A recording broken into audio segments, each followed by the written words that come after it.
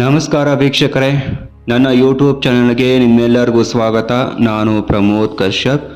ಮೊದಲಿಗೆ ವಿಡಿಯೋನ ಪ್ರಾರಂಭ ಮಾಡೋಕ್ಕೂ ಮುಂಚೆ ಒಂದು ಪ್ರಾರ್ಥನೆ ಮಾಡಿಬಿಡ್ತೀನಿ. ಕೃಷ್ಣಂ ನಾರಾಯಣಂ ವಂದೇ, ಕೃಷ್ಣಂ ವಂದೇ ವ್ರಜಪ್ರಿಯಂ, ಕೃಷ್ಣಂ ದ್ವೈಪಾಯನಂ ವಂದೇ, ಕೃಷ್ಣಂ ವಂದೇ ಪ್ರಥಾಸುತಂ.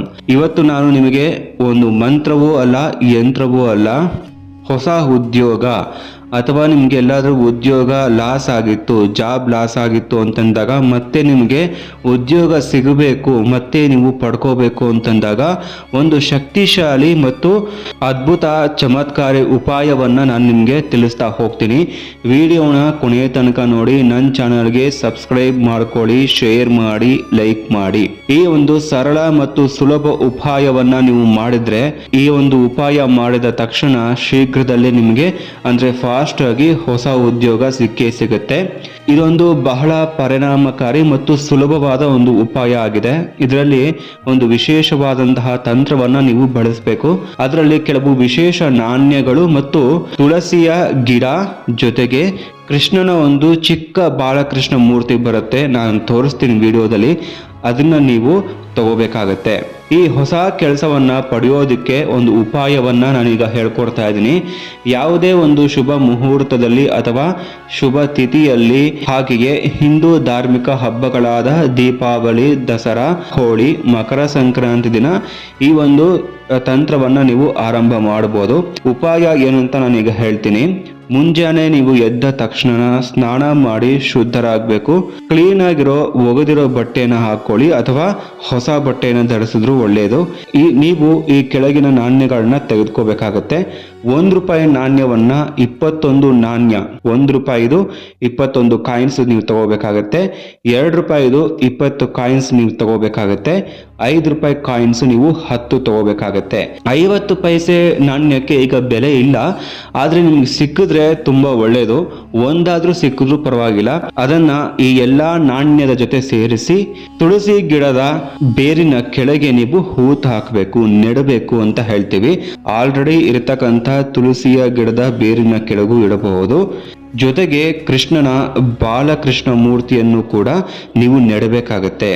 ಸ್ವಲ್ಪ ತುಳಸಿ ಗಿಡದ ಮಣ್ಣನ್ನ ತೋಡಿ ಅದರಲ್ಲಿ ಹೂತು ಹಾಕಬೇಕಾಗತ್ತೆ.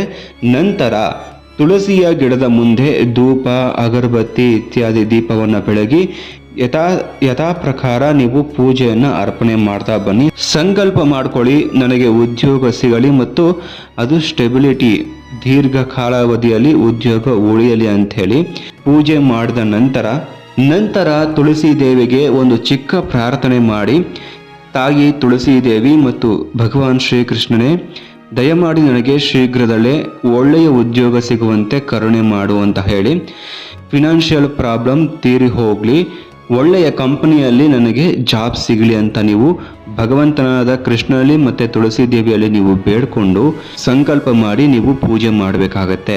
ನಂತರ ತುಳಸಿ ಗಿಡದ ಸುತ್ತ 11 ಪ್ರದಕ್ಷಿಣೆ ಮಾಡಬೇಕು.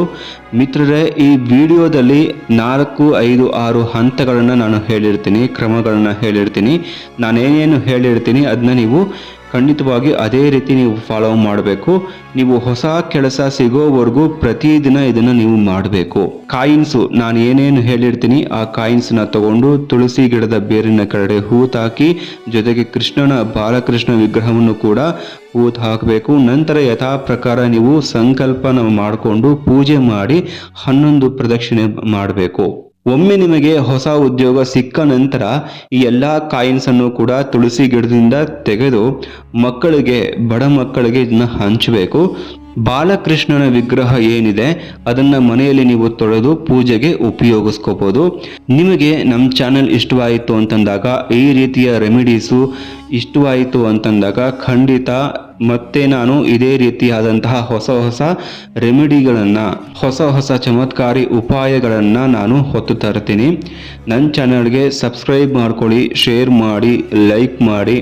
ನಿಮ್ಮೆಲ್ಲರಿಗೂ ಕೂಡ ಭಗವಾನ್ ಶ್ರೀಕೃಷ್ಣ ಮತ್ತು ತುಳಸಿ ದೇವಿ ಮಂಗಳವನ್ನ ಉಂಟು ಮಾಡಲಿ ಅಂತ ಹೇಳ್ತಾ ವಿಡಿಯೋನ ನಾನು ಈಗ ಮುಗಿಸ್ತಾ ಇದ್ದೀನಿ. ಮುಂದಿನ ವಿಡಿಯೋದಲ್ಲಿ ಭೇಟಿಯಾಗೋಣ. ನಮಸ್ಕಾರ. ಕೃಷ್ಣ ಅರ್ಪಣಮಸ್ತು.